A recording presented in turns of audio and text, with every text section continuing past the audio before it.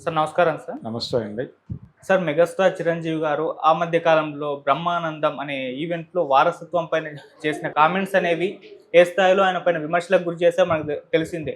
National వైడ్‌గా కూడా చాలామంది విమర్శలు చేశారు. అయితే దీన్ని ఇప్పుడు కంట్రోల్ చేయడానికి ఇవాళ ఉమెన్స్ డే సందర్భంగా మెగాస్టార్ చిరంజీవి గారు అంటే ఒక మెగా ఉమెన్ పేరుతో ఒక ఇంటర్వ్యూ ప్లాన్ చేశారు. వాళ్ళ ఇంట్లో అమ్మగారు, సిస్టర్స్ వాళ్ళందరిది కూడా ఇంటర్వ్యూ ప్లాన్ చేశారు. అంటే కేవలం అది డ్యామేజ్‌ని కంట్రోల్ చేయడానికే అని చెప్పేసి కూడా చాలామంది అంటున్నారు సార్. మరి ఈ ఇంటర్వ్యూతో ఏదైతే ఆ విమర్శలొచ్చాయో వాటికి చెక్ పెట్టినట్టు అనుకోవచ్చా? మరి మీరేం చెప్తారు సార్ దీనికి? అంటే ఉమెన్స్ డే అని వాళ్ళ అమ్మగారితోనూ, వాళ్ళ భార్య గారితోనూ, తర్వాత వాళ్ళ చెల్లెళ్ళతోనూ హ్మ్. మాట్లాడిస్తే ఎలాగా వాళ్ళ ఇంట్లో పనిచేసేటువంటి మహిళలతో మాట్లాడించాడు ఆయన. మాట్లాడించలేదు కదా! అందువలన ఇది పూర్తిగా మహిళా దినోత్సవానికి జస్టిఫై చేసినట్టు ఎలా అనుకుంటాం మనం అని ప్రశ్నలు లేవనెత్తితే ఏం చెప్తాడు చిరంజీవి గారు? కాబట్టి ఆయన పద్ధతిలో ఆయన ఏదో చేసుకున్నాడు. ఉమెన్స్ డే సందర్భంగా వాళ్ళ ఇంట్లో ఉన్న ఆడవాళ్ళని ఏదో ఆయన గౌరవించుకునే ప్రయత్నం చేశాడు. అది అంతవరకే. అయితే గతంలో ఆయన ఎప్పుడు అంటే వారసత్వం గురించి మాట్లాడుతూ ఆయన లెగసీ కొనసాగాలంటే మనవడు ఉండాలి, లేకపోతే రామ్ చరణ్కి కొడుకు ఉండాలి అని కోరుకున్నాడు. ఆ కోరుకోవడం అనేది ఆయన పర్సనల్ లెవెల్లో చేసినటువంటి జస్ట్ ఒక అవుట్ స్పోకెన్ వర్డ్ అనేసాడు ఆయన.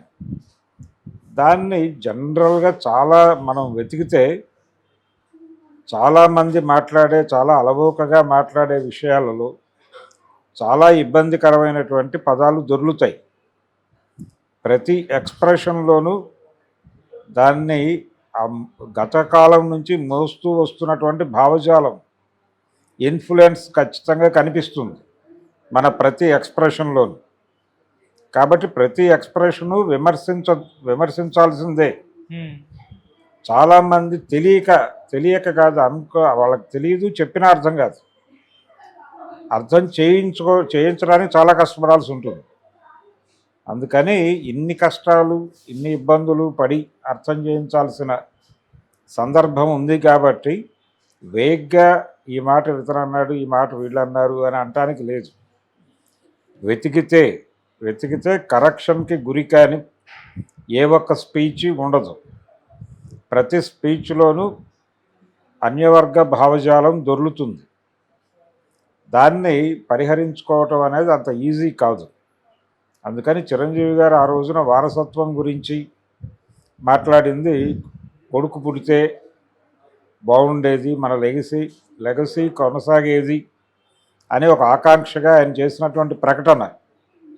అది ఇబ్బందికరమే, కానీ అది కాన్షియస్గా ఆయన ఏదో మనసులో పెట్టుకుని అన్న మాట కాదు. ఆయన బ్రాటప్ అది.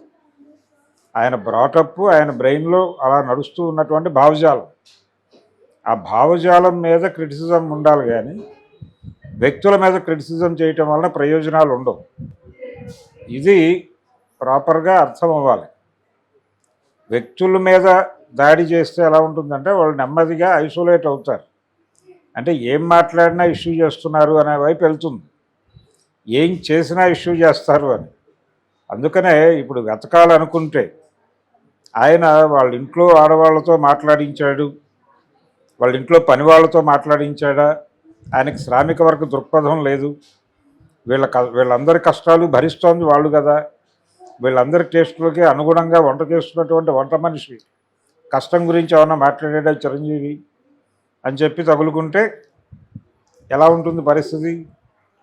అది కాదు ఆయన ఉద్దేశం. ఆయన ఏదో చేయాలనుకున్నాడు, చేశాడు, అంతవరకే.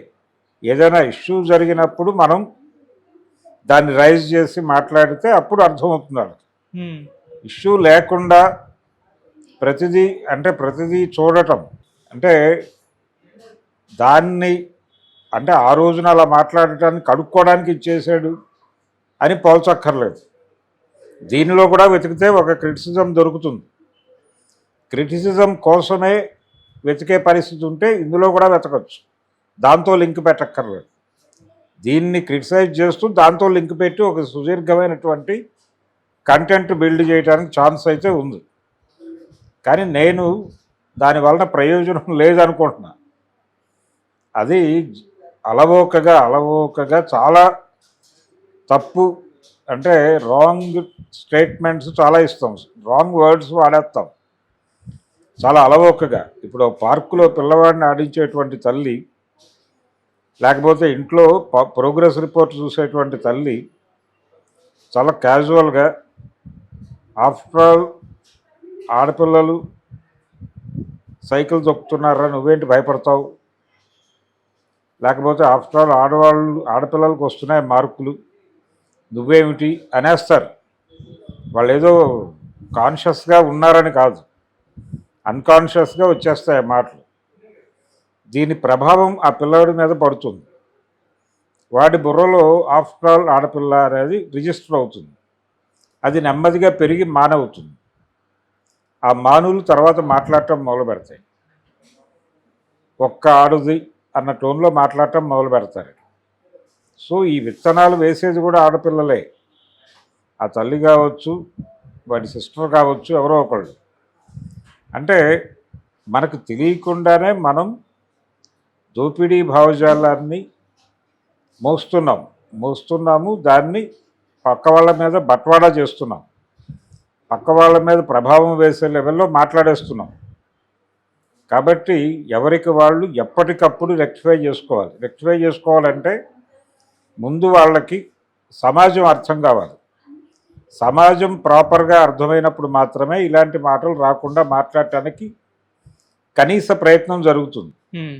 అసలు అర్థం చేయించడం కోసం మనం చేస్తున్న ప్రయత్నం ఏమిటి? ఎవరైనా కానీ ఈ మాట్లాడుతున్న వాళ్ళల్లో ఇప్పుడు చిరంజీవి మీద క్రిటిసిజం ఓపెన్ చేసేవాళ్ళు వాళ్ళ రాతల్లో వెతికితే ఎన్ని అపసవ్యతలు దొరకవు.